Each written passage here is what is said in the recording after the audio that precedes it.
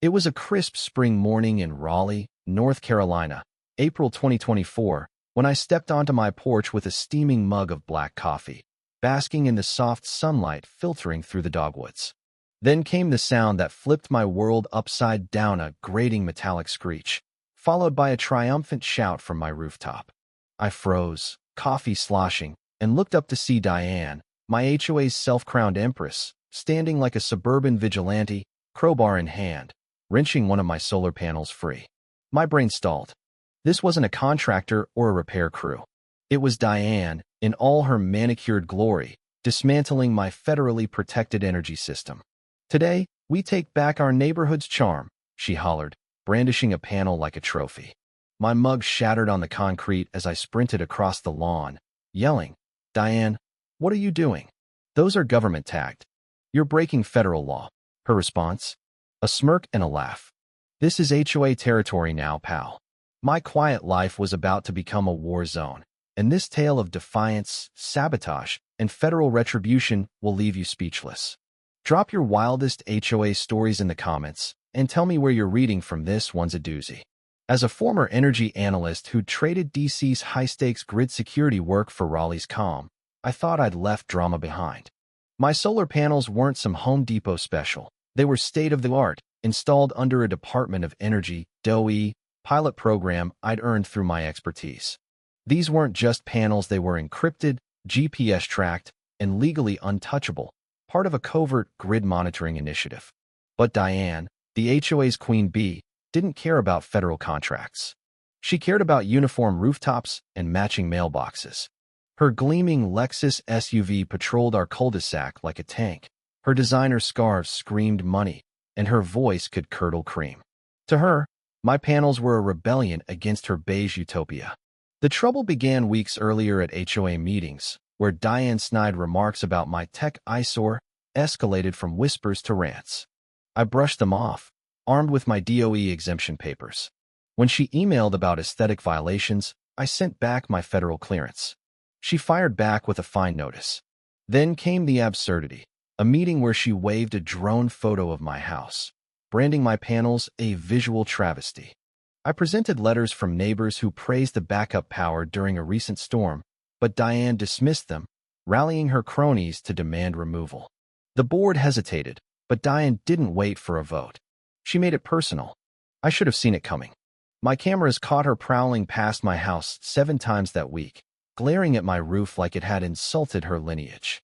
The night before her rooftop raid, someone spray-painted tech junk on my meter box. I thought it was kids. Now I know it was her opening shot. That morning, as she ripped off another panel, I shouted, "You're destroying federal property." She scoffed, "Federal? These are just fancy lawn lights." I bolted inside, grabbed my phone, and dialed 911, pulse racing. By the time I returned, Diane's hired goons, 2 scruffy guys in faded work shirts, were lowering mangled panels. I recorded it all, hands shaking. When the police arrived, Diane was bickering with her crew about inverter bolts. Deputy Hayes asked, "Ma'am, do you have permission for this?" Diane preached, "The HOA has spoken. We're restoring order." I shoved my DOE papers at Hayes. "This is federal equipment tracked, encrypted. She's committing a felony." He squinted, then eyed Diane. That's when she doubled down, smirking. I checked no warning labels. Except there were. Each panel had UV visible microetchings, a security feature I'd helped develop in DC to safeguard grid tech. Diane didn't know she'd just vandalized a national security asset. Hayes spotted a charred battery pack, shorted by her sloppy work, and radioed for a supervisor. Diane, less smug, claimed she'd only meant to remove 1 panel, maybe 2. Her goons slunk away, sensing trouble. I was past anger exhausted. My system was dead, panels twisted, the diagnostic hub dangling like a broken limb. But as Diane was escorted off my property, muttering about her lawyer, I knew this wasn't just HOA nonsense.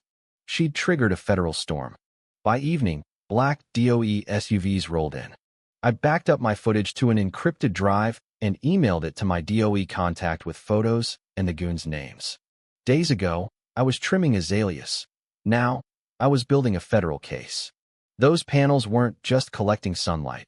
They were decoy units masking grid vulnerability tests, part of a classified resilience program. Diane hadn't just trashed my powers, disrupted a security operation.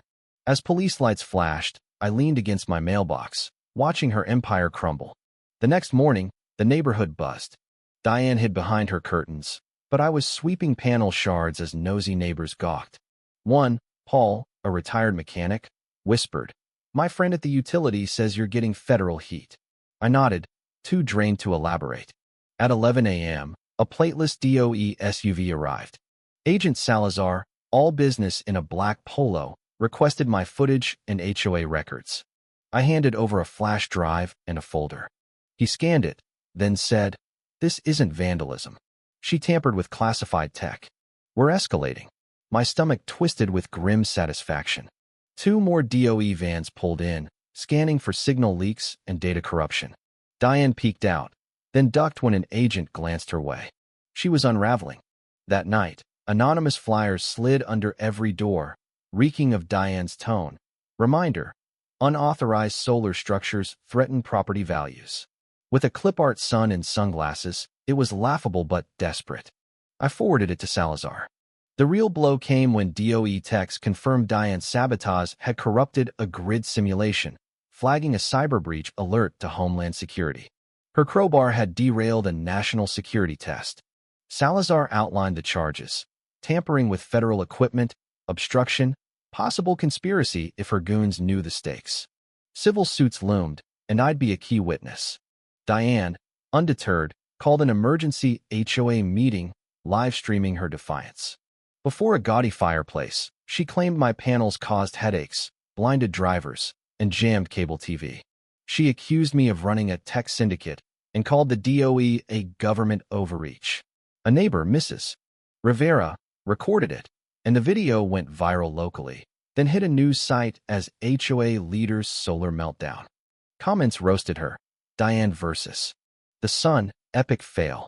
The HOA president, Mark, distanced the board, stating no bylaws banned solar, and Diane acted alone. She snapped someone egg Mark's car, then slashed my generator trailer's tires. A blurry Ring video showed a hooded figure. I sent it to Salazar, who said, "She's handing us evidence." The escalation continued. My gate was pried open, latch mangled. I added cameras and bolts, sensing Diane wasn't alone, likely aided by a few anti-tech neighbors. Her yard became a protest zone, signs screaming, "No solar dictatorship," and a scarecrow with a toy sun. Most neighbors cringed, but I felt the chill. Diane was cornered, and cornered people get reckless. Still, I had evidence, allies, and the DOE. Neighbors apologized for staying silent. Teens offered to help rebuild, one inspired to study renewables. Their support fueled me. By day 4, Diane vanished from her patrols. Her wind chimes stilled, her Yorkie unseen. But she wasn't done. A shady lawyer, Tony, from a strip mall office, filed a counterclaim accusing me of surveillance panels and solar-induced trauma. A hand-drawn diagram showed my panels beaming rays at her windows. I forwarded it to Salazar, who replied, "She's digging deeper." The DOE set up a diagnostic hub in my garage, confirming Diane's sabotage had fried a data relay, escalating the breach. Her flyers grew wilder, claiming I was mining crypto with roof lasers. Mrs. Rivera left me brownies with a note. "She's nuts. Keep fighting." Then, another sabotage. My backup battery wires were hacked with shears, insulation shredded. Salazar called in forensics, finding a footprint matching Diane's distinctive clogs from her rant video. The evidence footage, flyers, sabotage showed intent. Salazar confirmed 5 federal charges, including infrastructure interference. That evening, Diane's porch meltdown echoed. "I'm not going to jail over panels. This is a conspiracy." Neighbors filmed her unraveling, now a public spectacle.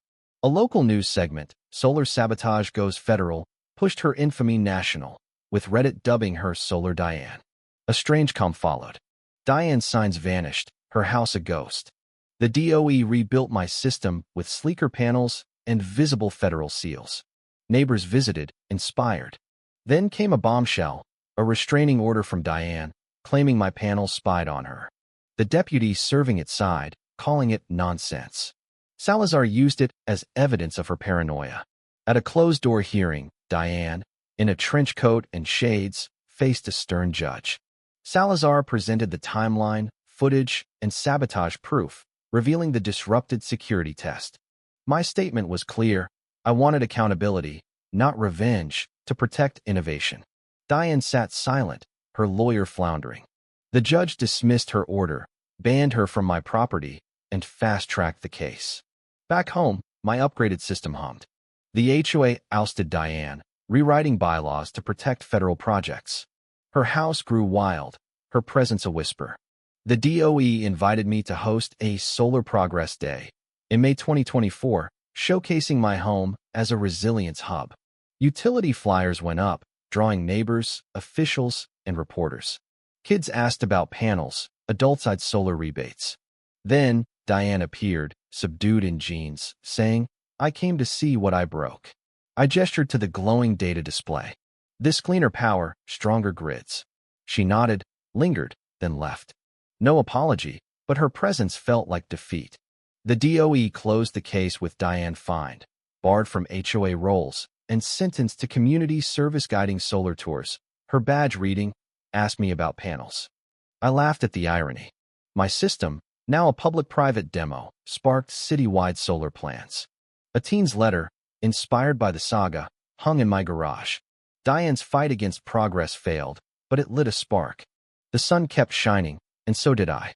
What do you think? Was Diane a misguided crusader or a tyrant who got off too lightly? Should I have negotiated early to avoid the chaos? Could the HOA have reined her in sooner?